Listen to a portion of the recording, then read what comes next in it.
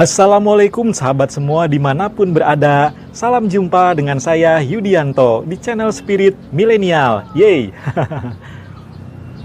Pada kesempatan video kali ini saya akan membahas tema yang berjudul Segera Move On jika tidak ingin terjadi seperti yang saya akan ceritakan dalam video ini. Nah, sebelum saya lanjut, bagi Anda yang baru menemukan channel video saya ini, silahkan like jika kalian suka dan klik tombol subscribe atau bunyikan lonceng notifikasi agar tidak ketinggalan jika ada update video terbaru dari saya. Jangan kemana-mana.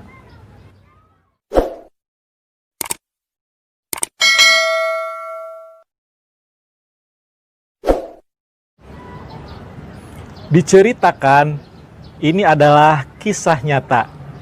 Ada seorang perempuan sudah 2 kali mengalami kegagalan dalam pernikahan yang diakibatkan suami yang pertama dan kedua melakukan KDRT atau kekerasan dalam rumah tangga dan suka selingkuh. Sehingga terjadilah perceraian. Dan hal tersebut telah membuat si perempuan menjadi stres dan trauma untuk menikah yang ketiga kalinya. Karena takut mendapatkan suami seperti itu lagi dan tidak ingin yang ketiga kalinya gagal dalam pernikahan, akhirnya si perempuan tersebut mendatangi salah seorang ahli psikoterapi. Maka di situ mulai dilakukan psikoterapi. Dan pada akhirnya ditemukanlah penyebab kenapa dalam 2 kali berumah tangga selalu menemukan tipe suami yang sama, yaitu suka KDRT dan selingkuh. Setelah ditelusuri, jadi ketika kecil sampai remaja, si perempuan tersebut memiliki seorang ayah yang sering melakukan kekerasan kepada ibunya dan selingkuh dengan perempuan lain. Si anak merasa kasihan melihat ibunya yang sering mendapat perlakuan kasar dari bapaknya, seperti suka memukul, menampar, berkata-kata kasar, memiliki selingkuhan wanita lain, sampai bercerai. Secara tidak sadar, peristiwa tersebut akhirnya terekam dalam pikiran bawah sadar si anak dan membentuk semacam stigma atau penilaian secara generalisasi yang negatif bahwa setiap lelaki itu adalah orang yang suka melakukan kekerasan dan selingkuh. Dan penilaian semacam itu terus membayangi pikiran bawah sadarnya sampai ketika dia menikah. Traumanya semakin bertambah karena mendapati suami yang pertamanya kelakuannya persis seperti ayahnya. Dan itu terjadi ketika dia menikah lagi yang kedua kalinya. Jadi kesimpulan dari cerita di atas adalah, dalam hidup itu katanya ada yang namanya hukum tarik-menarik. Dia akan menarik apa saja terhadap hal yang sama atau sejenisnya jika sesuatu itu terus-menerus kita pikirkan dan masuk ke dalam perasaan dan hati kita. Contoh, ketika kita berpikir tentang sesuatu yang kita benci atau tidak disukai, maka apa yang kita benci atau tidak disukai tersebut gambarannya akan terbentuk di alam mental dengan kuat. Lalu gambaran mental tersebut dengan tarikan perasaan bisa menciptakan semacam frekuensi atau saluran yang memiliki kekuatan seperti magnet yang bisa menarik hal-hal yang serupa akan bermunculan kembali dalam kehidupan di masa yang akan datang. Dan kondisi seperti itulah yang dialami oleh wanita dalam cerita di atas. Dia telah mengalami kegagalan sampai 2 kali dalam pernikahannya karena menyimpan trauma di masa kecilnya terhadap perilaku ayahnya yang sudah menyakiti hati ibunya, sehingga dia mengeneralisasi atau menyamaratakan kalau semua lelaki itu jahat, suka KDRT, dan selingkuh. Sehingga apa yang terjadi ketika dia menikah, lelaki yang ketarik itu sesuai dengan yang ada dalam pikirannya selama ini. Contoh lainnya adalah ada seorang wanita pernah disakiti atau dikecewakan oleh pacarnya. Padahal sudah berhubungan lama. Akan tetapi ketika ceweknya sudah menyayangi dia dengan sepenuh hati, malah cowoknya berpaling dan menikah dengan wanita lain. Dan kejadian itu sangat membekas di hati si wanita tersebut, sehingga timbul amarah dan dendam, lalu menyamaratakan kalau semua lelaki itu adalah brengsek, tidak benar, suka menyakiti, tidak setia, sering selingkuh, dan lain-lain. Dan pada akhirnya, ketika si wanita tersebut mendapatkan lagi pacar baru, yang dia dapatkan seorang lelaki yang memiliki tipe yang sama dengan lelaki sebelumnya yang tidak baik. Nah, hal itu bukanlah suatu peristiwa yang kebetulan. Akan tetapi, karena dia tidak bisa melupakan masa lalunya dan terlanjur memberikan penilaian atau stigma yang negatif dan buruk dengan menyamaratakan kalau semua lelaki itu jahat. Sehingga apa yang terjadi?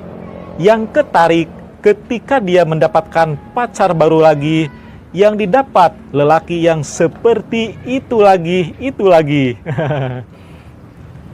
Dan inilah solusi untuk menghindari pola kejadian tersebut agar tidak terulang kembali di masa depan.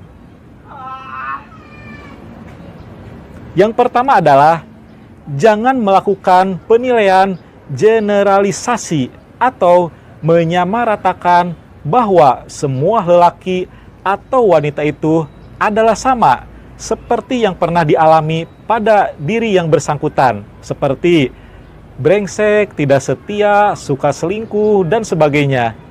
Sebab kalau demikian, nanti akan terbentuk di alam mental semacam trauma yang bisa menyebabkan ketika kita mendapatkan pasangan baru, maka lelaki atau wanita yang ketarik sama kita akan memiliki tipe seperti itu lagi.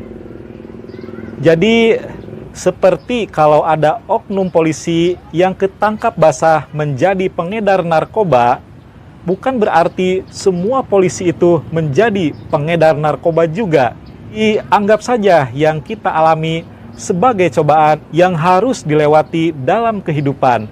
Sehingga dengan itu sebagian dosa-dosa kita bisa terhapuskan.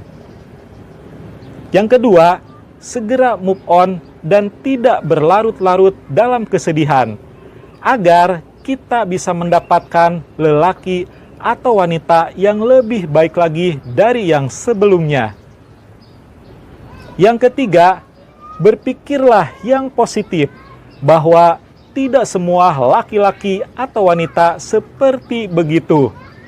Yakinkan kepada diri sendiri bahwa masih banyak lelaki atau wanita yang baik, penyayang, setia, perhatian, serius, yang suatu saat nanti akan dipertemukan Tuhan jika waktunya sudah tiba. Yang keempat, alihkan pikiran dengan melakukan aktivitas yang bermanfaat, seperti melakukan hobi yang kamu senangi, melakukan olahraga ringan, agar hawa negatif dari si dia bisa cepat menghilang dan kamu tidak akan teringat terus. Yang kelima, jika peristiwa yang menyakitkan masih selalu datang dan masuk ke pikiran kita, untuk mengusirnya, lakukan afirmasi atau melakukan pengulangan kata yang memiliki kekuatan sugesti yang bisa menyingkirkan kenangan buruk tersebut. Yang lebih bagus adalah dengan cara berzikir. Banyak dalam Asmaul Husna nama-nama Allah yang baik. Pilihlah mana saja yang kamu sukai. Seperti ada Al-Basit yang artinya maha melapangkan, ada Al-Mu'ij yang maha memuliakan, As-Somad yang maha dibutuhkan, Al-Hadi yang maha pemberi petunjuk, dan lain-lain. Karena dengan menyebut nama Allah bisa memiliki kekuatan untuk membersihkan hati kita yang lagi galau sekalipun. Karena nama-nama tersebut adalah nama-nama suci dari Allah Subhanahu wa Ta'ala itu sendiri. Kalau saya sendiri ketika berzikir, kadang sering membaca artinya pakai bahasa Indonesia dan terus-menerus diulang dan dihayati arti dari zikir yang kita baca tersebut sampai masuk ke dalam hati. Dan hati kita pun menjadi tenang. Seperti dalam firman-Nya, dengan mengingat Allah hati menjadi tenang. Mudah-mudahan dengan melakukan beberapa langkah yang sudah saya sebutkan di atas, maka hukum kehidupan akan membaca bahwa Anda layak untuk mendapatkan pasangan yang terbaik sesuai dengan yang kamu idamkan. Hukum kehidupan itu sendiri dibuat oleh Allah, dan hanya kepada Allah lah kita sebagai orang beriman meminta perlindungan dan pertolongan. Yang terakhir adalah mencoba untuk berdamai dengan hati kita dan mengikhlaskan semua yang telah terjadi, atau kalau bisa memaafkan agar beban kita bisa menjadi lebih ringan. Anggaplah semua yang berlalu merupakan suatu cobaan dan ujian dalam hidup yang harus dijalani, sehingga dengan demikian terhapuslah sebagian dosa dari kita. Amin. Nah, apa yang sudah saya sampaikan semoga bisa bermanfaat. Apabila ada yang salah datang dari saya pribadi, dan kebenaran hanyalah milik Allah semata. Akhir kata, wabillahi taufiq wal hidayah. Wassalamualaikum warahmatullahi wabarakatuh. Sampai jumpa lagi di video selanjutnya. Salam.